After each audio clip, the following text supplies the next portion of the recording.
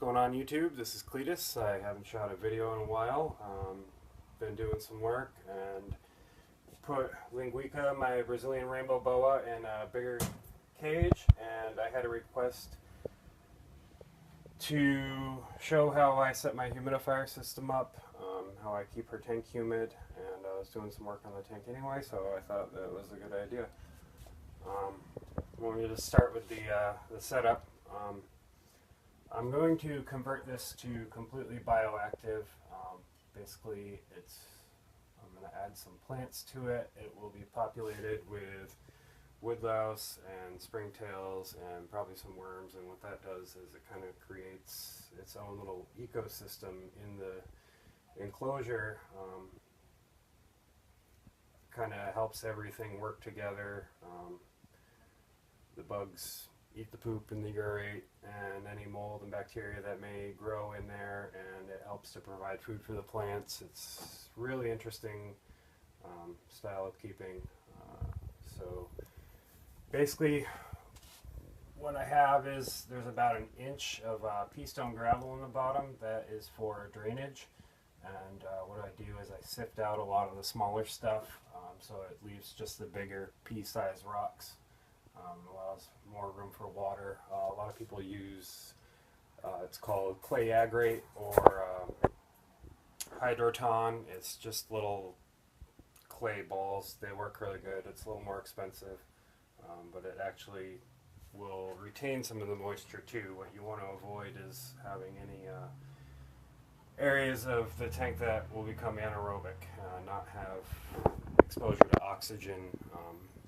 That's where you get the nasty molds and bacteria that will grow and stink and just be unhealthy. So we have our inch of drainage layer, and then on top of that I have at the thickest point about 3 inches. It's a mix of about 30% Reptibark and 70% Eco-Earth. Eco-Earth's really great economical substrate. It's cheap. The plants do well in it, and it holds moisture really well, and it also will let your burrowing animals burrow a little.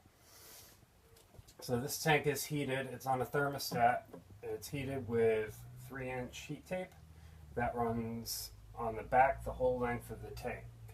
And the main way I provided my gradient, so she has a choice of temperature ranges, is there's actually a slope. The warmest part of the tank is right back here behind this log.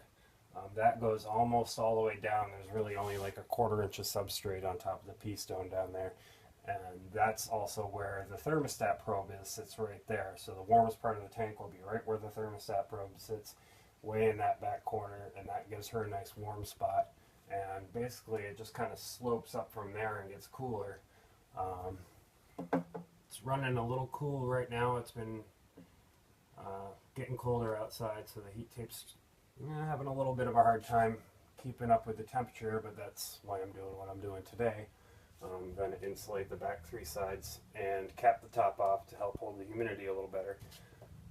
This is, I just recently set this up like that, so I'm just fine-tuning it as I go. So basically, ideally what I want is about 83 to 84 degrees in that back corner, and 74 degrees, 72 to 74 up in this front. That's pretty much room temperature. The Brazilian rainbow boas do better in the cooler temperatures. So we also got some little patches of sphagnum moss. She really likes to hide in those. She usually tends to kind of hang out right in the middle, which is probably in the 78 degree zone, but she moves around quite a bit. See her climbing up on this perch every once in a while too. That's really cool. She's got her little log here. I gotta give her some fresh water today. But the main focus of this is this humidity setup that I have. People generally don't recommend glass enclosures for Brazilian rainbow boas. And it's not that it can't be done. You just need to be willing to put a little more work in and pay attention and make it work. I really like glass enclosures because I think they're attractive. I think they're nothing to take away from, take the eye away. It's really just focuses on what's inside the tank, as opposed, like, PVC vivs are great. I think they have their place, but for these planted naturalistic setups that I like to do, I really think that the glass is more attractive. That's just me. That's just my personal opinion.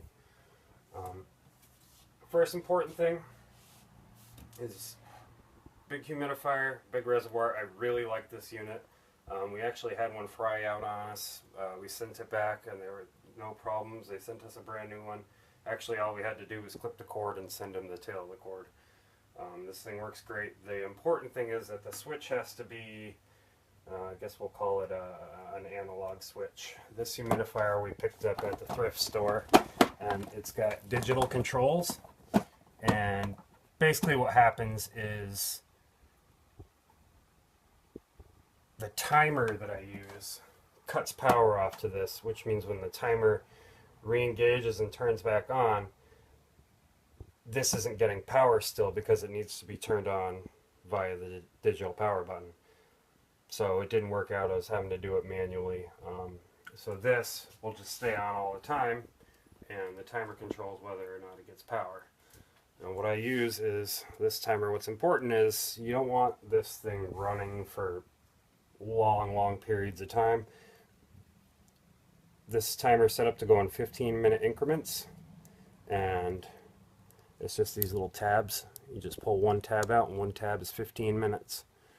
And so it goes off right now 5 times a day. It'll run for 15 minutes.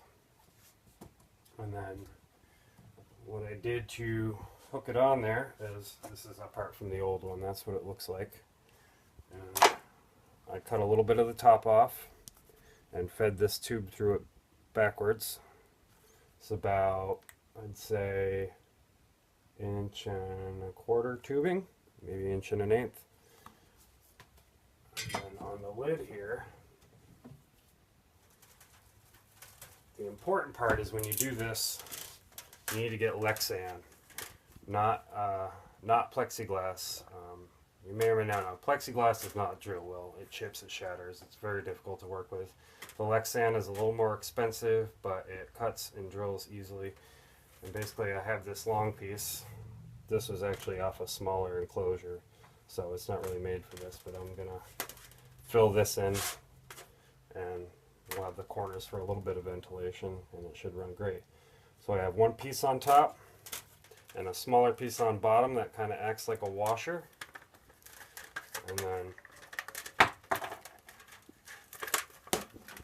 from my local hardware store, I got a male to female pipe fitting, hose fitting, and then this is a male to male hose fitting. And that screws on the top and it holds it together. And then I have this little tube that goes down a little bit, and I hit it with this plastic plant so you can't really see it, and that just helps guide it's an ultrasonic humidifier, so it's gonna emit like a fog, and that just kind of helps guide the fog down. And that's pretty much it. Put this up here, put this up here, and I just keep this on all the time. Make sure it's got water in it, and the timer just turns it on a couple times a day, and it keeps the tank nice and humid.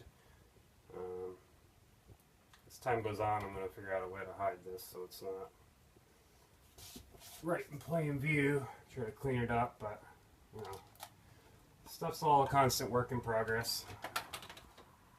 Keeps me busy. I love playing around with stuff like this, so I hope this video was helpful. Hope you enjoyed watching it, and see you soon. Bye.